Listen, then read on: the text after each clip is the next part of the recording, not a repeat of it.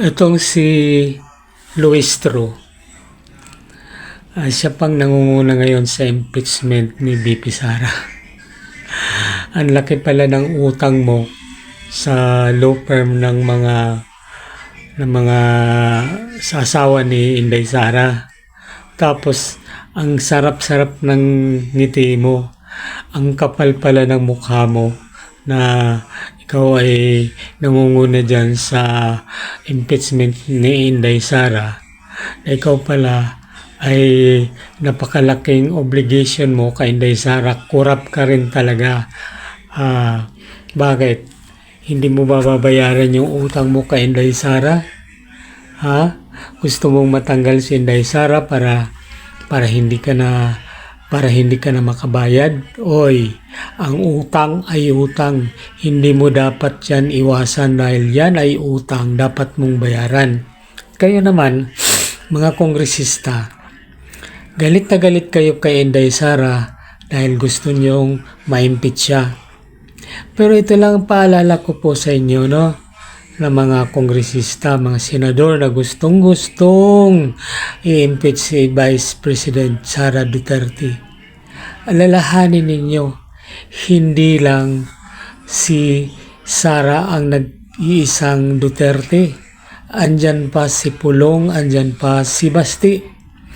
Dahil sa galit ng tao na ginagawa ninyo, kahit sino pang Duterte, tandaan nyo, itaga ninyo sa bato na ang mangyayari sa inyo kung ano ang darating. Paghandaan nyo na. Kung si Inday Sara ay ma-impeach ninyo, nandyan pa ang 2 o 3 Duterte.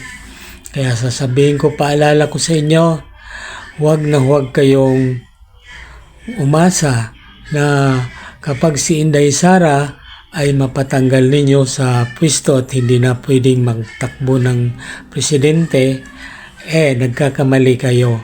Dahil nandyan pa si Pulong at si Basti, ay kung magkaalanganin pa, marami pang Duterte. Kawawa kayo talaga.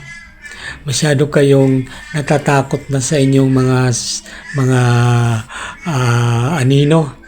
Dahil ayaw ninyong mapaghigantihan kayo ni Sara. Lalong-lalo ka na, Pastor Dila ng mga evil, no?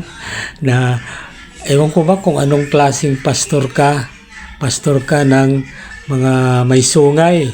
Dahil ang mukha mo, sungay na lang ang kulang, demonyo ka na, abante. Ako, isa akong Christian. Pero ayaw kong maniwala sa iyo dahil isa kang impakto na pumasok sa gobyerno na demonyo na nagkakatawang pastor.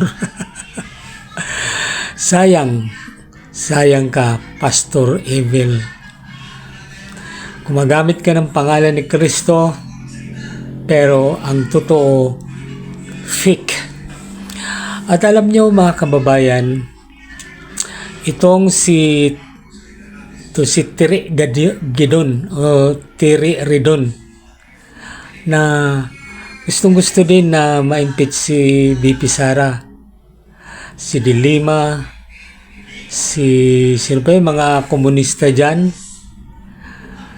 Takot na takot kayo kasi pag ang mga Duterte ang mamuno, mapapalayas kayo, babalik kayo sa bundok. At kung nagkamali pa kayo, aatakihin pa kayo, maglalaho kayo, matatalo kayo. Kaya ngayon, samantalahin nyo na nandyan pa kayo sa Kongreso. Dahil sa pagdating ng panahon ni Duterte, baka biglang magmarsyalo dahil sa inyo. At kayo ay mapapatigok, mawawala kayo sa mga daan. Wala nang ICC ngayon. Wala na kayong maasahan dahil wala na tayo sa ICC. Kaya sorry na lang kayo. Pagdating ng mga Duterte na mamuno muli, siyang kayo. Okay, maraming salamat. Sana po pagpatuloy natin ang suporta kay Inday Sara. Huwag kayong matakot. Tuloy-tuloy tayo. Kung may pa-impeachment nila si Inday Sara, andyan pa ang dalawang Duterte na mga matured, sila Pulong at si Basti. Kaya mabuhay ang mga Duterte. Laban lang.